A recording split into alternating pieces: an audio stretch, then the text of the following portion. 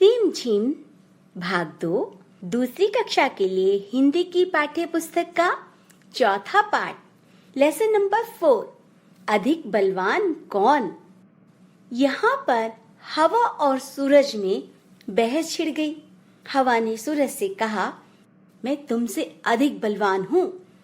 सूरज ने हवा से कहा, नहीं, मुझसे ज्यादा ताकत तुम में हो ही नहीं सकती। इतने में हवा की नजर एक आदमी पर पड़ी। हवा ने कहा, इस तरह बहस करने से कोई फायदा नहीं है। जो इस आदमी का कोट उतरवा दे वही सबसे बलवान है। सूरज हवा की बात मान गया। उसने कहा, ठीक है, दिखाओ, तुम पहले अपनी ताकत दिखाओ। हवा ने अपनी ताकत दिखानी शुरू की। आदमी की टोपी उड़ गई, पर कोट उसने अपने दोनों हाथों से शरीर से ऐसे लपेटे रखा और जल्दी जल्दी कोट के बटन भी बंद कर लिए। हवा और जोर से चलने लगी। अंत में आदमी नीचे ही गिर पड़ा, पर कोट उसके शरीर पर ही रहा। अब तो हवा थक गई। सूरज ने कहा, हवा, अब तुम मेरी ताकत देखो। सूरज तपने लगा।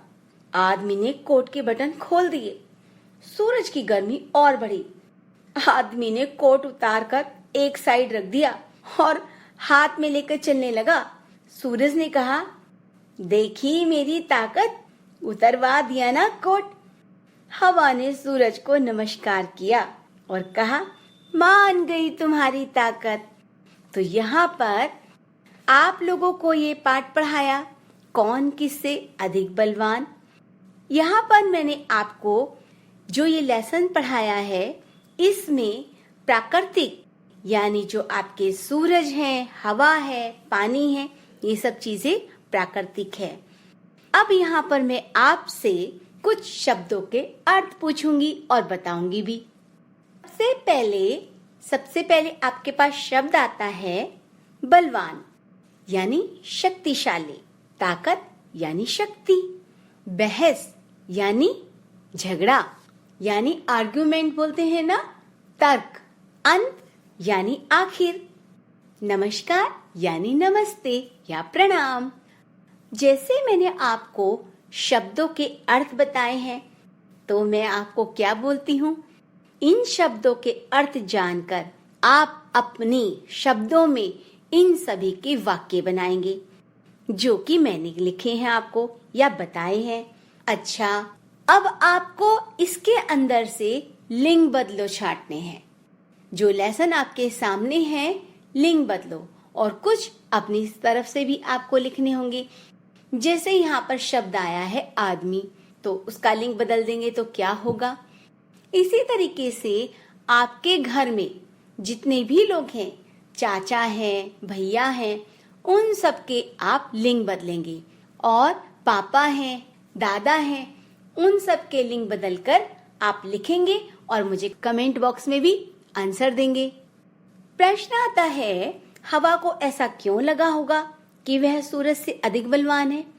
मालूम है, जब हवा चलती है, आंधी तूफान आता है, तो आपने देखा बड़े बड़े वृक्ष टूटकर गिर जाते हैं, चारों तरफ आवाजें आनी शुरू हो जाती हैं और कई बार तो ऐसा होता है कि काफी लोगों की मकान की छतें तक उड़ जाती हैं। तो इसीलिए लगा होगा हवा को कि वह सूरज से अधिक बलवान है। अब दूसरा प्रश्न, हवा आदमी का कोट कैसे उतरवा सकती थी। जरा कोई तरकीब सोचो। ये प्रश्न आपके लिए है। आप अपनी कोई तरकीब सोचकर बताओ कि हवा को कौन कौन से उपाय या आइडिया आएंगे कि वो किसी तरीके से कोट उतरवा देती। और तीसरा प्रश्न आपके पास आता है कि जब आपको गर्मी लगती है तो आप क्या क्या करते हो। ठीक है, हवा ने अपनी ताकत दिखाने के लिए क्या किया, वह बहुत तेज चली। फिर उससे क्या हुआ, चारों तरफ की चीजें उड़ने लगी।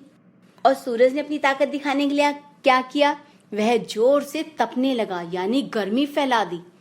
जैसे इंसान गर्मी महसूस करेगा, वो ठंडा पानी पिएगा या अपने जो कपड़े हैं उनको गीला करने की कोशिश करेगा या उतारेगा। और आपसे यहाँ पर आता है शब्दों का खेल। मैंने यहाँ पर शब्द बोला है ताजमहल। ताजमहल को आप अपनी कॉपी में लिखेंगे और इसमें बहुत सारे शब्द छिपे हैं, जैसे एक तो ताज, एक महल, एक जम, एक हल, एक ताल, एक मल, है ना? कितने सारे शब्द छुपे हैं। तो अब हम आपको देते हैं कुछ इसी तरीके के 8 शब्द आपको ढूंढकर कमेंट बॉक्स में लिखने होंगे। तो मेरे शब्द कौन से हैं? कमल ककड़ी। आप अपनी कॉपी में नोट करिए कमल ककड़ी, और इसमें से मुझे अलग अलग 8 शब्द बना के दिखाइए।